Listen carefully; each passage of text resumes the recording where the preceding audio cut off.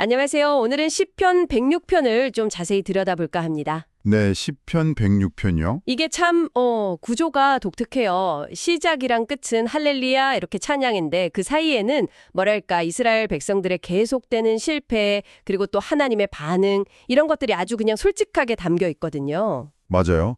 그 시작과 끝의 찬양 사이에 이렇게 길고 어두운 고백이 있다는 게 이 시편의 특징이죠. 네네. 그래서 단순한 찬양이라기보다는 공동체가 자신들의 역사를 쭉 돌아보면서 죄를 고백하고 그럼에도 불구하고 하나님의 그 변함없는 자비, 그 인자하심에 호소하는 그런 깊은 기도라고 할 수 있겠습니다. 먼저 딱 시작하면 하나님의 선하심, 그리고 그 영원한 인자하심, 그러니까 그 변치 않는 사랑이죠. 거기에 대한 감사로 문을 열잖아요. 네, 그렇죠. 그러다가 이제 개인적인 기도로 살짝 넘어가요. 나를 좀 기억해 주세요 하고. 근데 바로 거기서 분위기가 확 바뀌죠. 네, 갑자기 우리가 조상들처럼 범죄했다. 이렇게 고백을 하죠. 맞아요. 과거의 잘못을 그냥 과거 일로 두는 게 아니라 현재 우리 문제로 이렇게 확 끌어안는 느낌이에요. 바로 그 지점. 그게 중요해요. 네. 조상들의 실패를 구체적으로 하나하나 이야기하는 게 뭐 역사 공부하자는 게 아니잖아요. 그렇죠. 이걸 통해서 우리가 지금 왜 이런가? 왜 하나님의 도우심이 이렇게 간절히 필요한가? 이걸 아주 그냥 뼈저리게 확인하는 과정인 거죠. 애굽에서 그 큰 기적들을 보고도 그걸 또 금방 잊어버리고. 네, 홍해 앞에서 바로 불평하고 거기서부터 시작하죠. 진짜 어떻게 그렇게 빨리 잊을 수가 있을까요? 광야에서도 뭐 먹을 것 때문에 탐욕 부리고 하나님 시험하고 네. 또 지도자였던 모세랑 아론을 막 질투하다가 벌 받기도 하고요. 이런 패턴이 계속 반복되는데 이걸 어떻게 봐야 할까요? 인간의 어떤 망각, 그리고 하나님의 기억하심, 이게 아주 극명하게 대비되는 것 같아요. 망각과 기억? 특히 그 호렙산에서 금송아지 만든 사건 있잖아요. 이건 정말 결정적이죠. 네, 정말 큰 사건이었죠. 백성들은 당장 눈에 보이는 신을 만들어서 섬겼고 하나님은 당연히 진노하셨고요. 근데 그때 모세가 정말 간절하게 중보 기도를 하잖아요. 네, 백성들을 위해서. 그 기도를 들으시고 하나님이 뜻을 돌이키세요.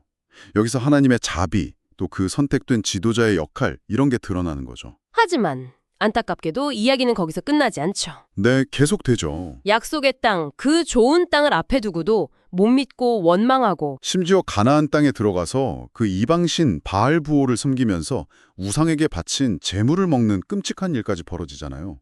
정말 그때 이제 비느하스라는 사람이 나서서 딱 중지하지 않았다면 아마 더 큰 재앙이 있었을 거예요. 나중에는 백성들 원망 때문에 그 위대한 모세마저 말실수를 하게 만들고요. 그리고 더 충격적인 건 사실 약속의 땅에 들어간 다음이에요. 들어가서도요? 네, 거기서 가나안 족속들을 다 쫓아내야 했는데 그러지 않고 오히려 그들의 악한 행실, 특히 그 우상 숭배를 그대로 배웠다는 거죠.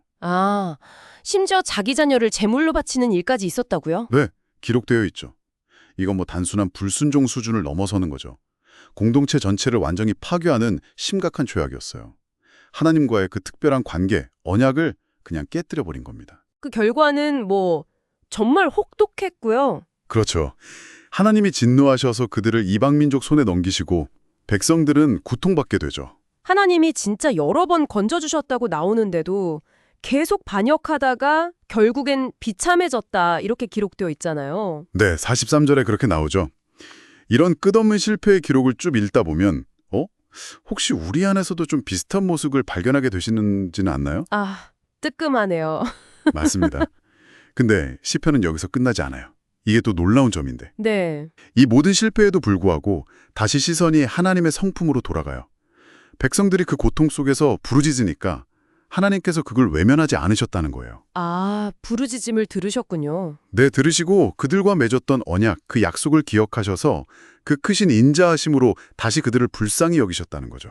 심지어 포로로 잡혀간 곳에서도 긍휼히 여김을 받게 하셨다고요. 네, 46절에 그렇게 나와요. 그러니까 그 실패의 역사 속에서도 하나님의 신실하심과 자비는 계속 흘렀다는 걸 보여주는 거죠. 결국 이 길고 어두운 역사의 고백 끝에 시편 기자는 다시 한번 우리를 구원하소서 하고 호소하고요. 네, 그리고 처음처럼 다시 할렐루야로 마무리합니다. 모든 실패와 죄악을 다 알면서도 그럼에도 불구하고 하나님을 찬양할 이유가 있다는 어떤 선언 같아요.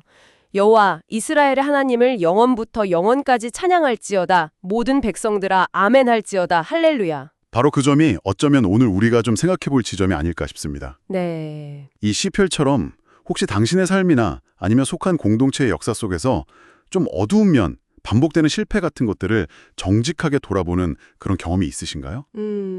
그리고 동시에 그럼에도 불구하고 여전히 주어지는 어떤 좋은 것들, 변함없는 가치나 은혜 같은 것을 발견한다면 이 두 가지를 함께 기억하는 것이 지금 당신의 현재에 어떤 의미를 줄 수 있을지 이 질문을 한번 잠시 마음에 품어보시면 어떨까 싶네요.